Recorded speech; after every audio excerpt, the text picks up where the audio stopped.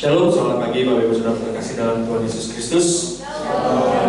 Kita bersyukur di pagi hari ini kita bisa bersama-sama hadir di tempat ini beribadah dan berbakti kepada Tuhan. Ada beberapa hal yang ingin saya sampaikan dan kita semua. Minggu depan Sunday School sudah bisa kita mulai di Safari Park Baptist Fellowship. Jadi Bapak Ibu Saudara yang mempunyai anak atau sampai remaja dan pemuda bisa hadir di tempat ini, bisa kita membawa anak-anak kita untuk bisa bertumbuh di dalam Tuhan. Kita bisa ajak yang lain untuk Sunday School. Dan saya juga mengingatkan minggu depan kita ada perjamuan kudus. Jadi kita bisa mempersiapkan diri kita, hati kita untuk persiapan perjamuan kudus. Mungkin kita bisa berpuasa, berdoa di hari Jumat ataupun hari Sabtu. Jadi kita bisa mempersiapkan hati kita untuk bisa mengikuti perjamuan kudus. Itu beberapa hal yang bisa saya sampaikan. Dan mungkin nanti minggu kedua kita juga ada ibadah khusus, yaitu ibadah berkaitan dengan Imlek. Jadi kita bisa hadir bersama-sama, ada sesuatu hal yang luar biasa yang Tuhan berikan siapa. Itu saja yang bisa saya sampaikan. Selamat ibadah, Tuhan Yesus memberkati. Mari kita persiapkan hati kita datang kepada Tuhan. Kita satu dulu sejenak. Kita datang kepada Tuhan.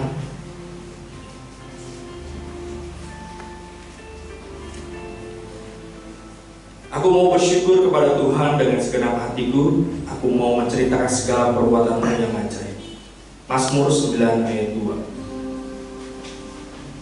Tuhan selalu ada di dalam setiap musim hidup kita. Dia selalu memelihara kehidupan kita, dan bahkan kasih dan setianya yang pernah layu di dalam kehidupan. Kita naikkan pujian tak terbatas.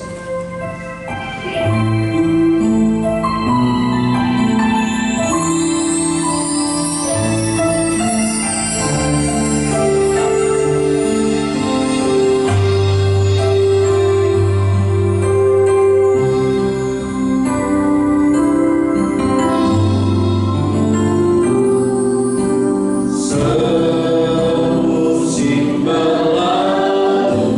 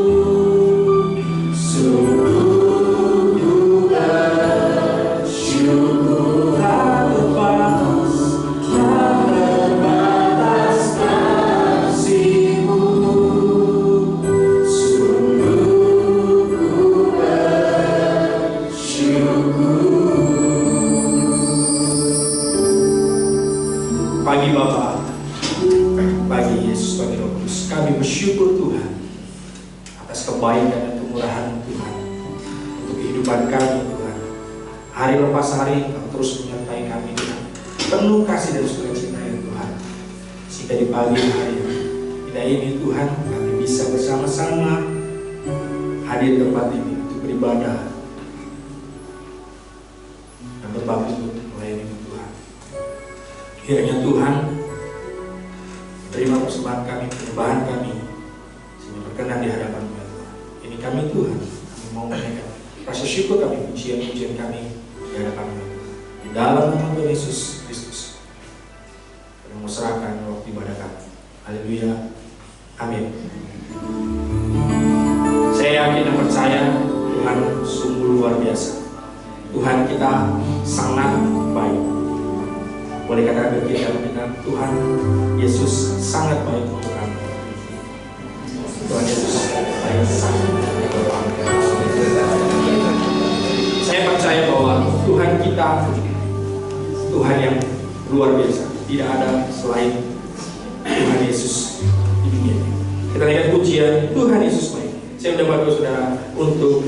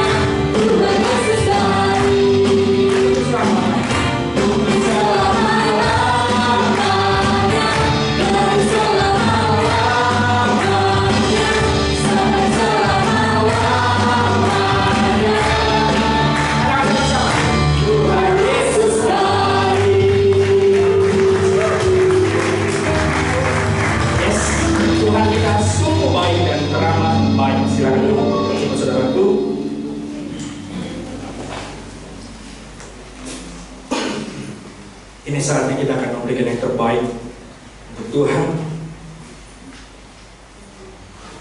Panggilan memberi yang terambil dari Mazmur 96 ayat 8. Berilah kepada Tuhan kemuliaan namanya, bawalah persembahan dan masuklah ke hadirat-Nya.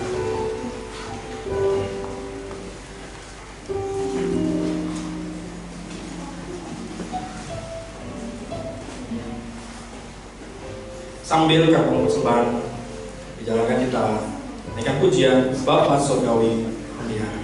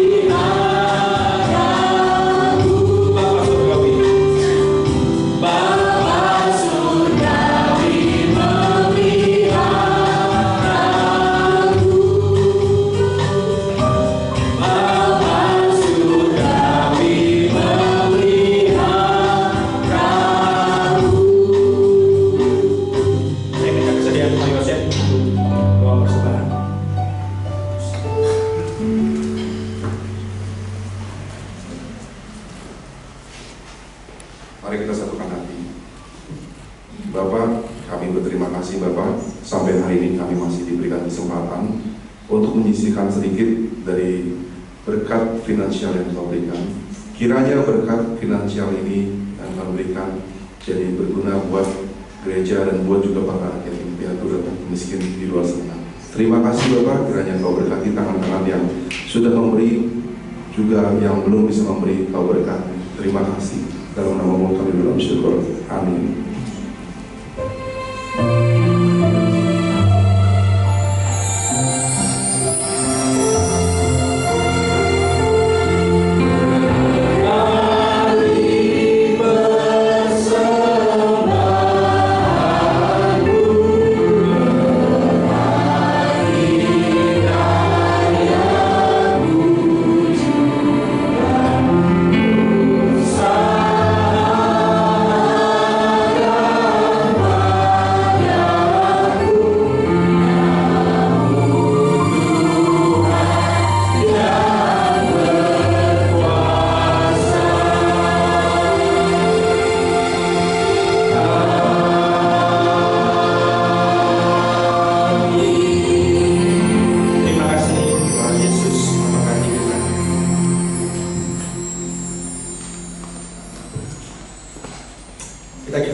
Ini saatnya kita akan mempersiapkan hati kita untuk mendengarkan kebenaran firman Tuhan yang akan disampaikan oleh hambanya Majelis Belia.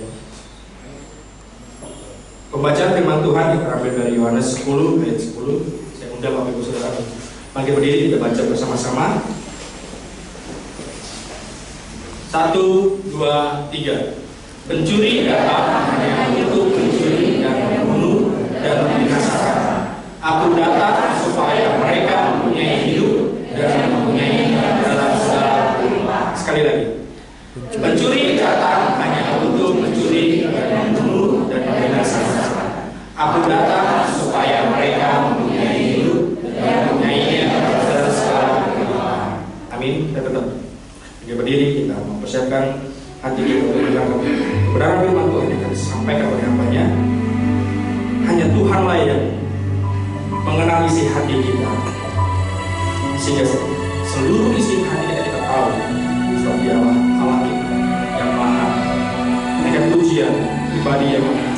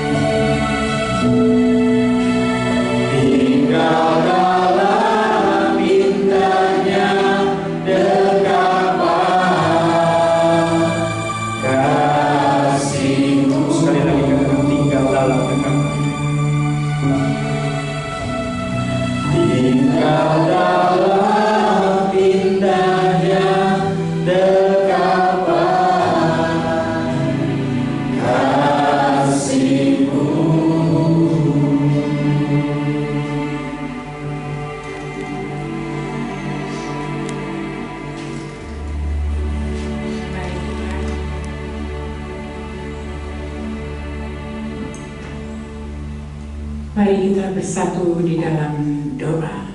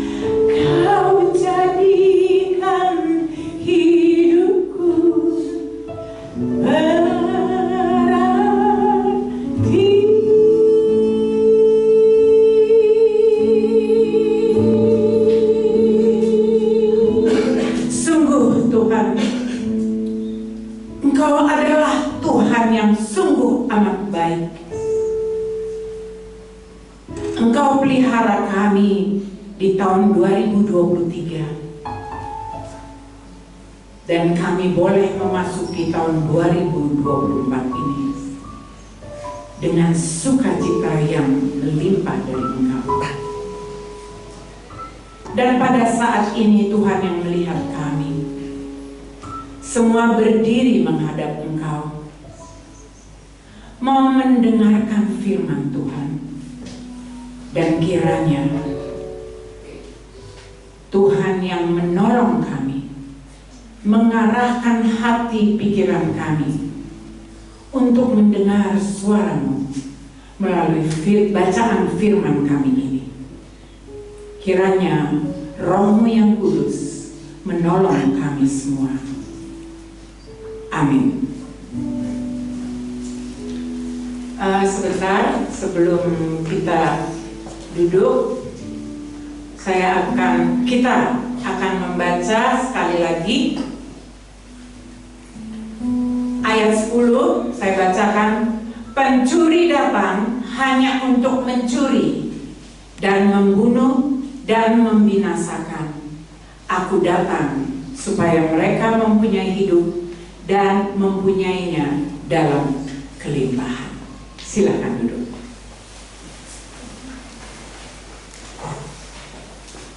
Selamat jumpa di tahun 2024 ini. Selamat Natal, selamat tahun baru semuanya.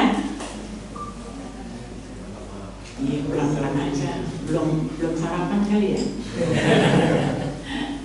Ya, saya sungguh sangat senang ada di tengah-tengah di Taman Safari ini. Kita boleh bersama-sama ya. Mungkin banyak yang belum kenal saya ya. Mungkin, tapi kayaknya sih iya. Karena kenapa? Saya lihat mukanya pada belum terbit sewaktu saya menjadi penyanyi. Nggak ada yang tahu kan? Tapi kalau lagu Badai Pasti Berlalu tahu ya? Yang di mana? Dia pemain sih.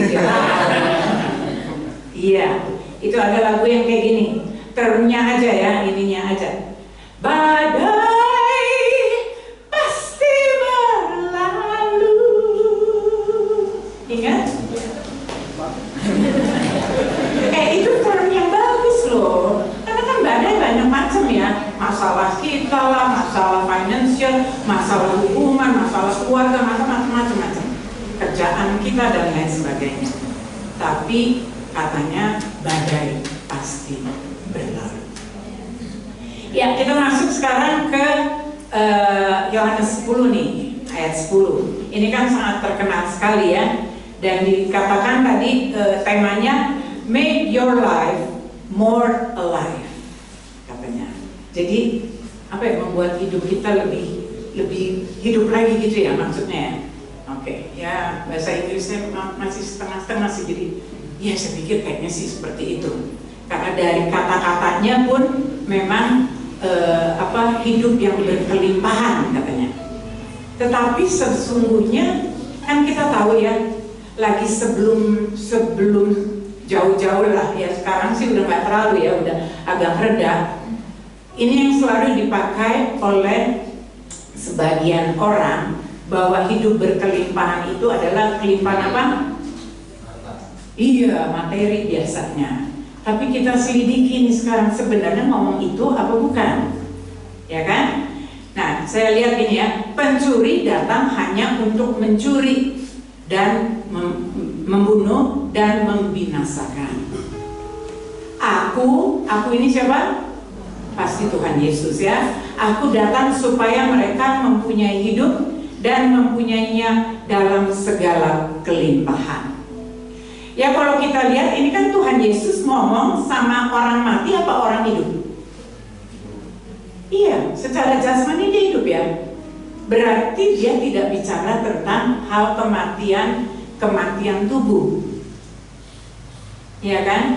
Karena apa? Ini katanya sebenarnya kuncinya tuh di kata hidup. Ya, karena dibilang gini, aku datang supaya merekanya ini orang hidup ada apa orang mati? Orang hidup. Masa supaya mereka yang hidup itu mempunyai hidup. Berarti bukan ngomong hidup secara jasmani, tapi hidup secara rohani, karena dia bilang dan mempunyainya dalam segala kelimpahan. Ya, karena kita selalu sering gini loh, kita dengar bahwa kalau kita jadi orang Kristen atau orang percaya, Tuhan akan berikan kita berkat yang berlimpah-limpah. Umumnya kita konotasinya secara materi. Ya, kalau kita hidup di dalam Tuhan, kita nggak sakit, kita nggak miskin, kita nggak lemah dan lain sebagainya. Apakah betul ini bicara tentang itu?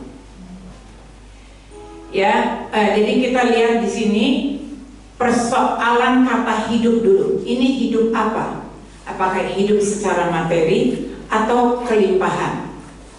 Ya, nah di dalam prinsip hermeneutik atau penafsiran firman Tuhan, kita tidak boleh melepaskan ayat 1 ini lepas dari konteksnya. Ya, kalau kita ambil konteks ayat satu ayat saja, itu mungkin kita bisa salah paham. Tapi kalau kita lihat dari konteksnya, itu pasti kita ada pengertian yang baru yang kita lihat. Gak usah terlalu jauh-jauh, kita lihat, kita mundur ke ayat 9. Oh nggak ditayang. Nah, ayat 9. Ya, dibilang akulah pintu. Barang siapa masuk melalui aku, ia akan selamat dan ia akan masuk dan keluar dan menemukan padang rumput. Akulah pintu itu siapa? Tuhan Yesus. Jadi kalau secara materi kan nggak mungkin Tuhan Yesus itu ada angin gitu. Bukan pintu yang secara materi. Ya, dan dibilang barang siapa melalui aku, berarti dikatakan ia akan selamat. Ini bicara tentang apa? Selamat, keselamatan. Bicara tentang rohani, ya kan? Bicara tentang rohani. Dan ia akan masuk dan keluar dan menemukan padang rumput. Padang rumput juga bukan berarti bahwa kita itu makan rumput. Jadi juga bicara tentang bukan hal materi. Ya. Nah, kalau ayat 9 berbicara tentang akulah pintu, barang siapa masuk melalui aku ia akan selamat, tentang bicara tentang keselamatan. Berarti yang ayat 10 juga ada koneksinya, bahwa juga bukan bicara tentang materi. Ya, dikatakan pencuri datang hanya untuk mencuri dan membunuh dan membinasakan. Ya, untuk mencuri sukacita kita bisa nggak? Bisa. Ya, mencuri sukacita, kegembiraan, kedamaian dan kenyamanan itu juga bisa dicuri. Membunuh juga, membunuh impian kita, membunuh segala cita-cita kita. Dan itulah pekerjaannya si pencuri. Begitu juga membinasakan.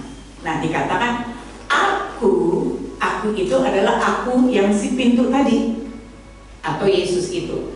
Aku datang supaya mereka mempunyai hidup dan mempunyainya dalam segala kelimpahan. Jadi ini udah definite, bukan bicara tentang materi. Orang selalu bilang kelimpahan karena apa? Dia comot satu ayat. Tapi kalau dia penafsirannya benar, dia akan mundur dan dia tahu ini koneksinya ngomongin tentang apa. Rupanya tentang keselamatan yang Tuhan Yesus sedang bicarakan. Ya, aku datang supaya mereka mempunyai hidup. Nah, di bahasa Yunani ini kita nggak selidiki dengan saya bawa ininya buat kata-kata dari bahasa aslinya. Tetapi saya cuma mau katakan ada beberapa kata hidup itu yang diterjemahkan hidup itu dalam bahasa Yunani-nya.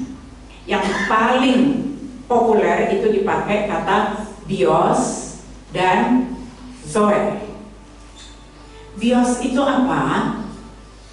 Bios itu adalah hidup jasmani, ya. Hidup secara jasmani, seperti kata-kata apa tuh biologi, ya kan? Kita pakai biologi, kita tahu karena kita di sekolah itu kita belajar. Itu ilmu apa? Itu adalah ilmu tentang makhluk hidup, ya, tentang kita, tentang binatang, tentang pohon.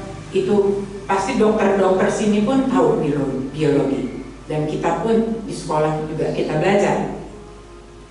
Nah, kalau hidup yang diterjemahkan hidup juga ada kata zoe. Ya, ini adalah hidup tentang rohani. Ya, kayak Tuhan bilang di siapa yang ingat apa yang hafal Yohanes 3 ayat 16?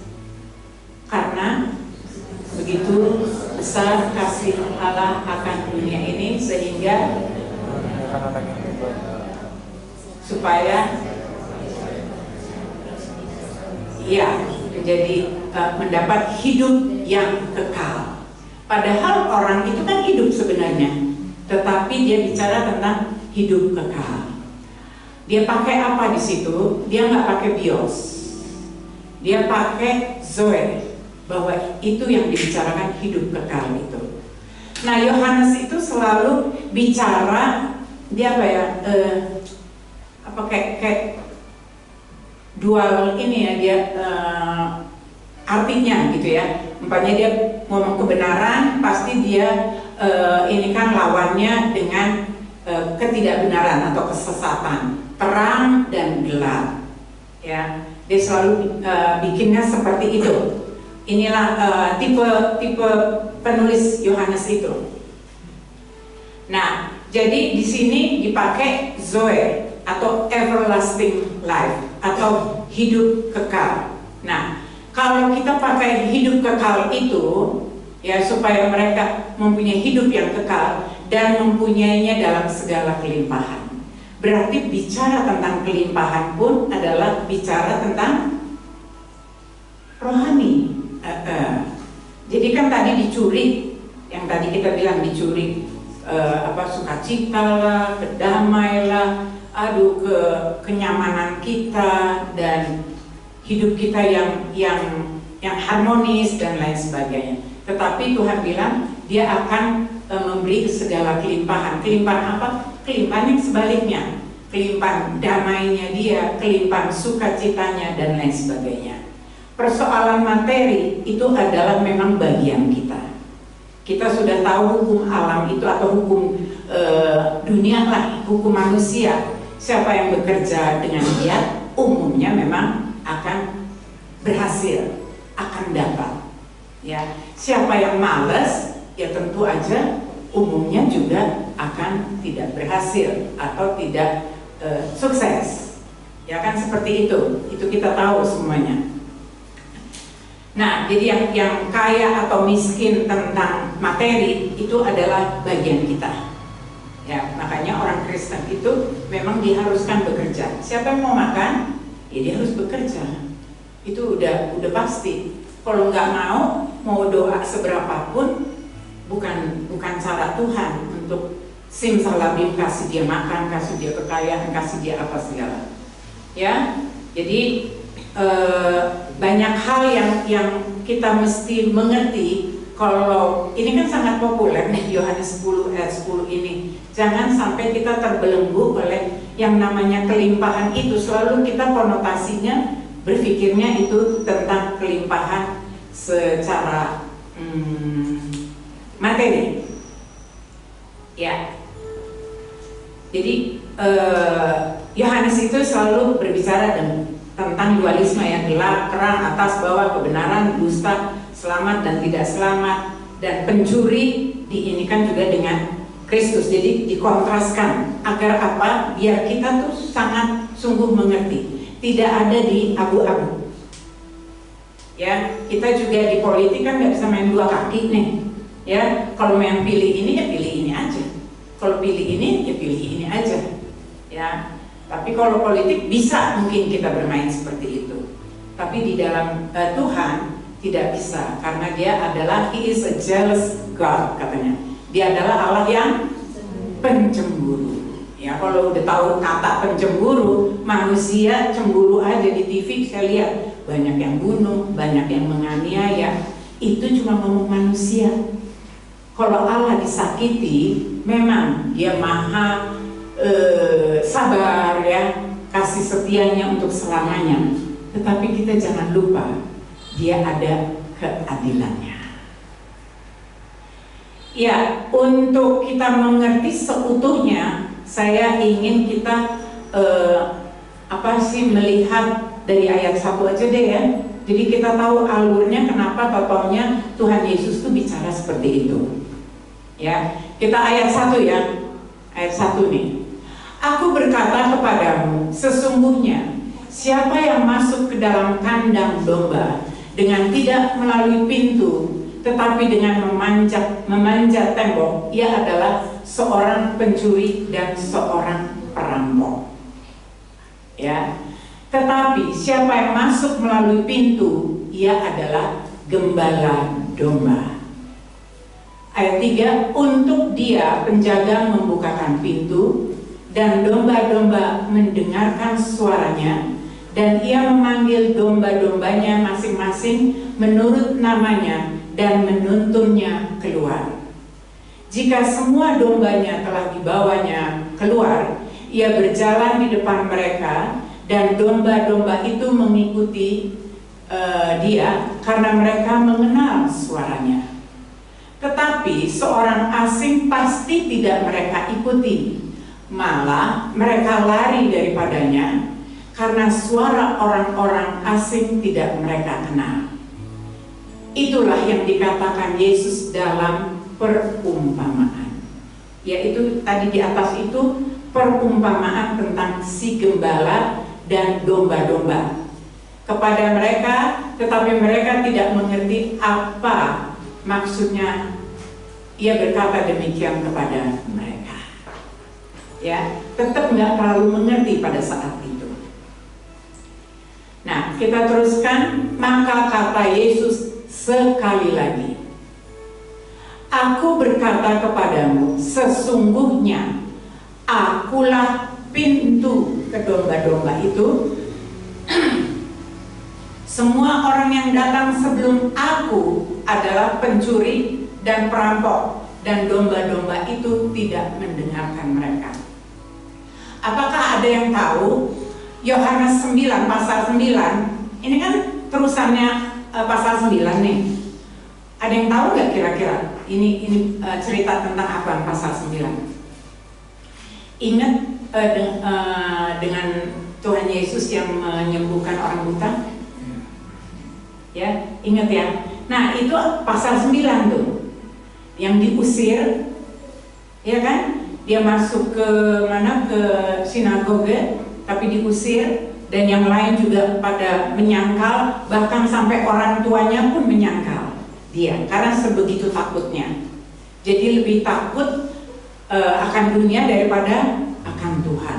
Padahal dikatakan harus takut akan siapa kita? Akan Tuhan. Jadi jangan takut yang lain-lain.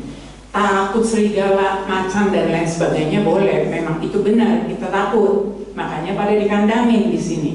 Tetapi sesungguhnya Tuhan bicara tentang hidup ini. Kita tidak boleh takut. Sekali kita bangun, bangkit, kita tidak takut untuk menjalani hidup ini. Ya, jadi dikatakan Tuhan memperkenalkan dirinya, akulah pintu. Ya, ayat 9. Barang siapa masuk melalui aku, ia akan selamat dan ia akan masuk dan keluar dan menemukan padang rumput. Dia akan masuk dan keluar dan menemukan padang rumput. Ini bicara juga tentang rohani, ya. Orang bisa masuk ke dalam kerajaan Allah dan begitu juga akan disuruh keluar. Ya kan, kita ada domba seperti domba di tengah-tengah serigala. Ya, berarti kita harus menerangi. Kalau kita sudah diterangi oleh terang Tuhan, kita harus keluar untuk juga menjadi garam dan terang di tengah-tengah kegelapan. Dan kita akan masuk dan keluar, dan di situ pun ada berkat Tuhan, ada kelimpahan yang dari Tuhan secara rohani. Ya, jadi akulah pintu. Pencuri datang hanya untuk mencuri dan membunuh dan membinasakan. Aku datang supaya mereka mempunyai hidup dan mempunyainya dalam segala kelimpahan. Nah, ayat 11 dikatakan ini dia memperkenalkan dirinya, akulah pintu. Tapi yang 11 dia bilang gini, akulah gembala yang baik. Ada tayangan itunya nggak? Kira-kira aja buat gambaran aja.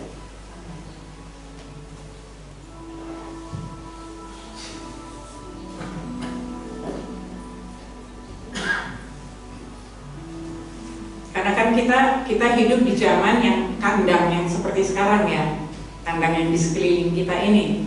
Nah, kalau dulu ini cuma buat gambaran kita aja ya, bahwa domba itu dulu seperti ini kira-kira kandangnya. Ya, ada kayak goa, terus masuklah mereka.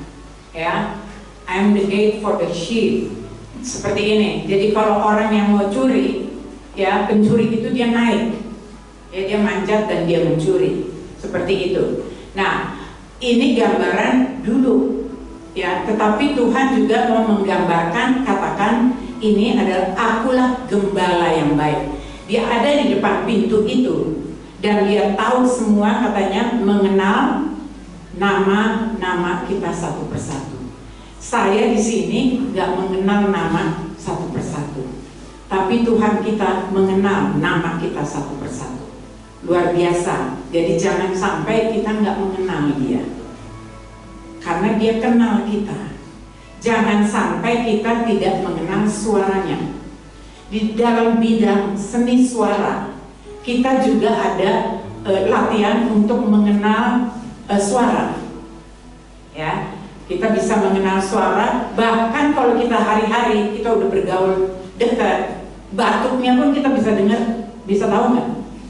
Nggak, dia ada di kamar sebelah nih, kita nggak tahu bahwa dia ada, tapi proses dia batuk, si ini udah datang, ya kan, kita tahu. Langkahnya pun kita udah bisa tahu, agak nyeret-nyeret sedikit atau agak buk-buk, itu ciri-cirinya. Karena apa? Karena kita bergaul dengan erat. Ya, jadi pastikan kita benar-benar kenal Tuhan. Ya, jadi bukan hanya ikut-ikut bernyanyi ke gereja rajin, berdoa rajin, PA rajin dan lain sebagainya. Itu belum cukup. Itu bagus, tapi itu belum cukup. Kenalilah gembala kita. Ya, ayat 12.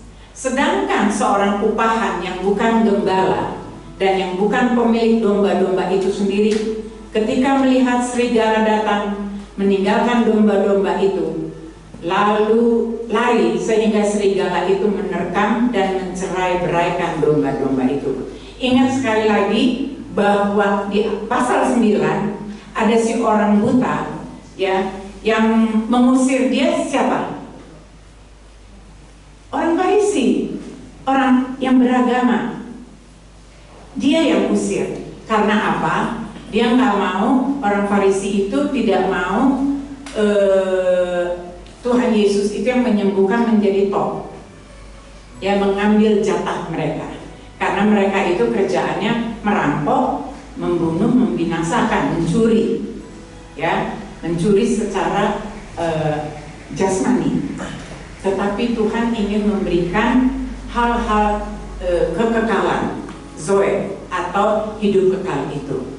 Makanya terakhir kalau kita baca, nanti di rumah kita baca aja pasal 9 itu seluruhnya sampai dicelikan matanya, dan dia akhirnya mengakui bahwa ini adalah Tuhan saya. Dan dia mendengar bahwa orang Farisi yang pintar ngomong itu dan lain sebagainya itu bukan suara Tuhannya. Sebegitu dekatnya dia dengan gembalanya atau dengan Tuhan Yesus. Ya. Ada lagu itu ya, Tuhan adalah gembalaku.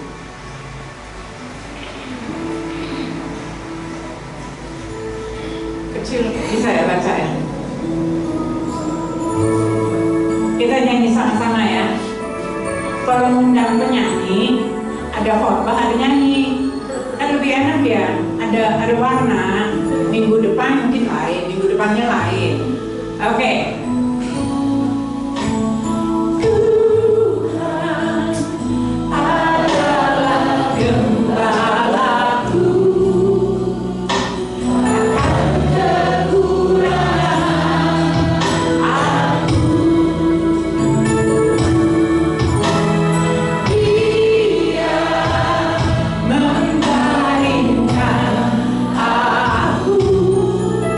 Di padang yang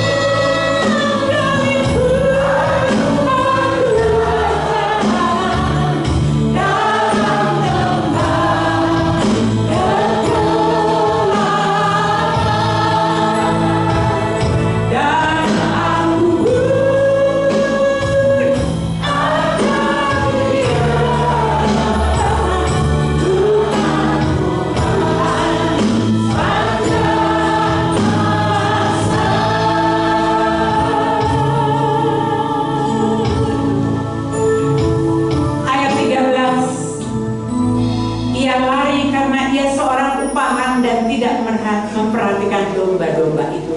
Itulah gembala yang palsu. Hati-hati di dalam kehidupan kita, karena ada domba atau gembala yang palsu dan tentu ada domba yang palsu. Dan dikatakan ayat 14, akulah gembala yang baik dan aku mengenal domba-dombaku dan domba-dombaku mengenal aku. Hendaklah kita semua di sini tidak hanya karena kita formalitas kita hari Minggu harus di gereja, tapi kita sungguh mengenal gembala kita, yaitu Yesus itu sendiri, dan Tuhan juga pasti sudah tahu nama-nama satu persatu kita. Saya akan tutup khotbah ini dengan, boleh nyanyi satu lagu lagi ya? Mau nyanyi sama-sama juga boleh, karena enak kok nyanyi sama-sama tuh enak banget ya.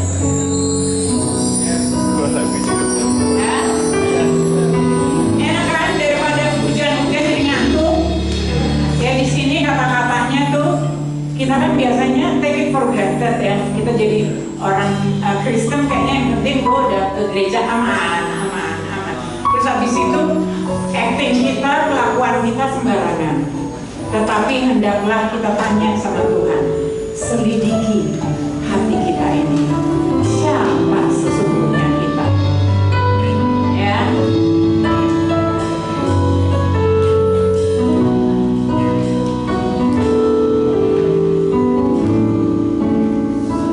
Selidiki aku,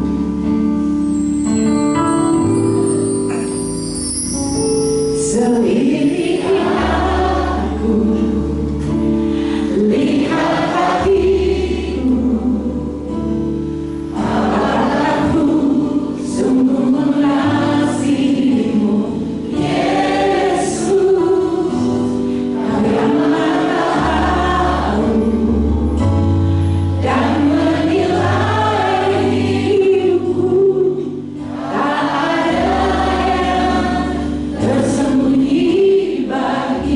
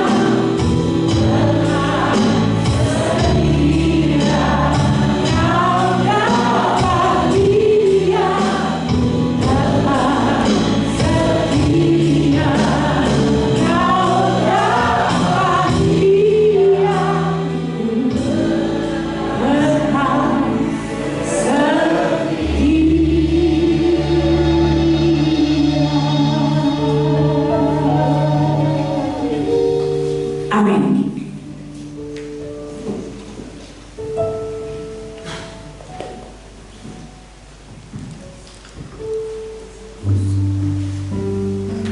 Mari kita satu dalam doa. Bapa, kami bersyukur Tuhan atas berkat firman-Mu Tuhan yang telah disampaikan kepada kami. Kami tahu Tuhan, Engkaulah Allah kami, Gembala kami yang baik. Kau mengenal kami satu persatu. Kau tahu isi hati kami Tuhan. Kami mau menjadi anak Tuhan yang dipakai jadi luar biasa Tuhan. Kami percaya Tuhan, karena kami sudah menyatakan bahwa kami percaya bahwa Engkau adalah Tuhan kami, Juru Selamat kami. Mau menjadi anak Tuhan yang menjadi garam dan terang bagi dunia ini ya Bapak.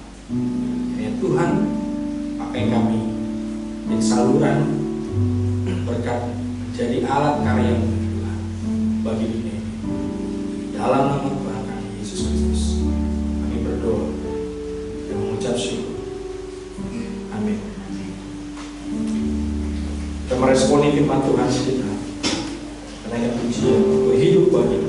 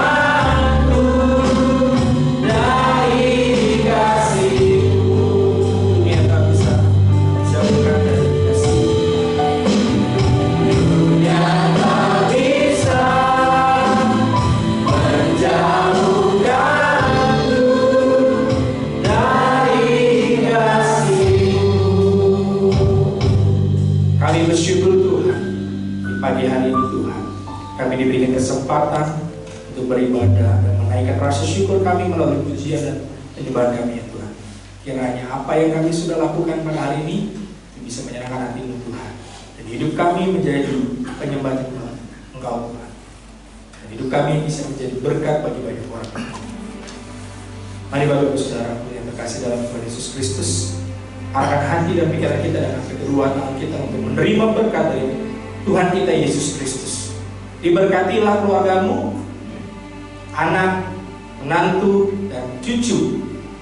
Dan diberkatilah pendidikan anak-anakmu sehingga menjadi anak yang dipakai Tuhan secara luar biasa. Dan diberkatilah engkau dalam segala pekerjaan dan segala usaha yang dikerjakan sehingga bisa menjadi berkat bagi banyak orang. Pulanglah dengan kasih, sukacita, dan damai sejahtera dari Tuhan kita Yesus Kristus sampai Tuhan datang kedua kalinya. Haleluya. Amin. Terima kasih Yesus.